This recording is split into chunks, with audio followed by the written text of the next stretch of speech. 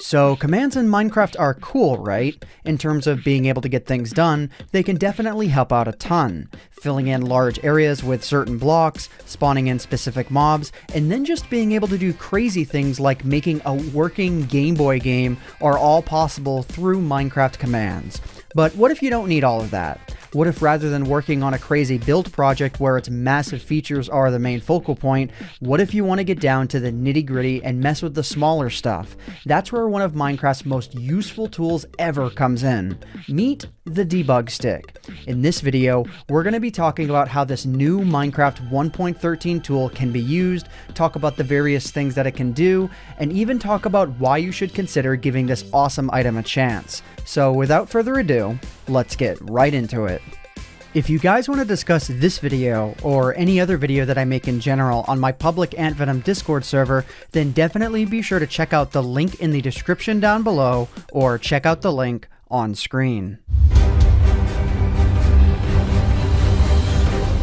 So what is the debug stick? Simply put, the debug stick was a tool specifically created for the developers of Minecraft. This tool was created so that the game's developers could interact with various blocks in the game and change their block states in a much more manageable way, rather than testing it regularly through commands or through some other more primitive means.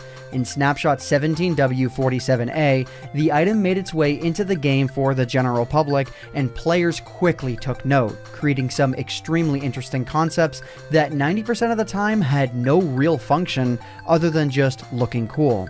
So let's talk about what it can do.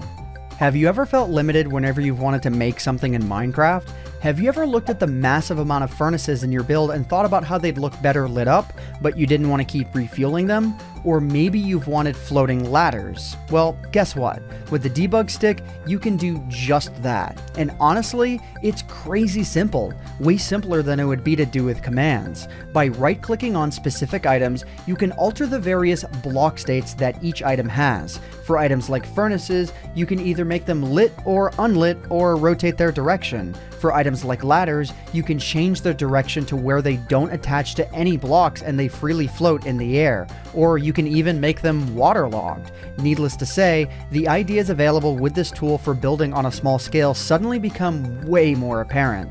Do you hate trying to properly rotate glazed terracotta blocks? By right-clicking with the debug stick, it's as simple as, well, right-clicking. But let's not stop there. What about furniture? Using stairs for a chair is yesterday's news. Grab a bed from the creative menu, place it down where you want it to sit, right-click the bed and choose to either change the foot of the bed or the head of the bed. Pretty quickly, you'll realize that you can make some pretty snazzy looking benches. Blocks like fences can even be altered so that they'll be pointing out in all loads of different directions, or even none at all when they're sitting next to blocks. But what about redstone, I hear you asking? Well, guess what? It even makes that cool too. Items like pressure plates and buttons can be left activated forever just by simply using the debug stick on them.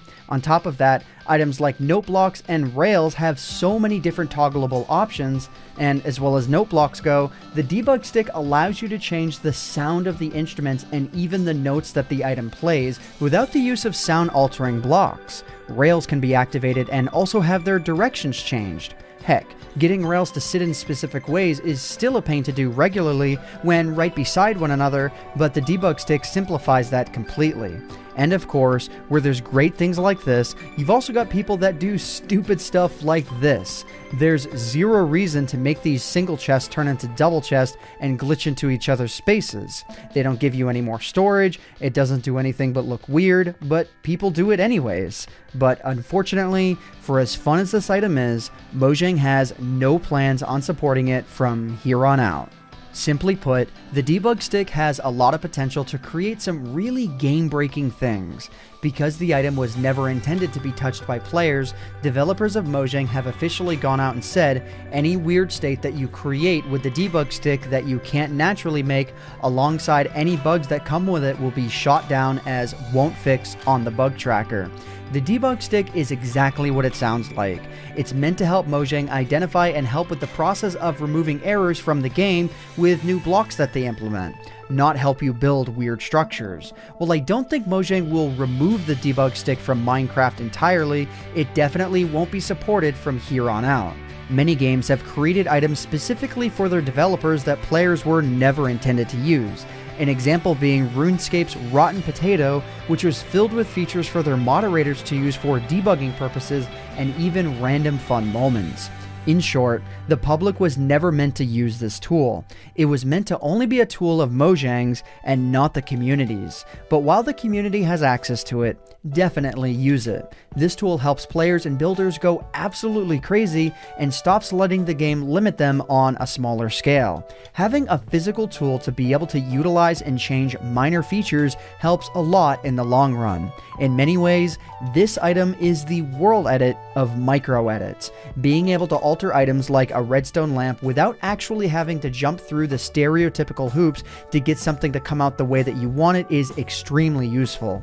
It makes building a lot easier, a lot more intuitive, and ultimately is a wonderful tool to get accustomed to. Hopefully, Mojang decides to keep it around. If you guys feel like discussing this video, or any other video that I release, definitely be sure to check out my public AntVenom Discord server. Whenever a new video is released, I'm in the #AntVenom text channel to discuss it, or anything else. So what do you think of the debug stick? Have you ever used it before? And if not, do you think you're going to check it out now? Let me know in the comments section down below. But other than that, that just about does it for me for now. If you guys enjoyed this video, please consider leaving a like on it, because it would really help out myself and Michael McChill, who co-wrote and edited this video, the channel, and the video quite a lot. But anyways guys, I hope you all enjoyed. My name is AntVenom, and I bid you all farewell. Thanks so much for watching.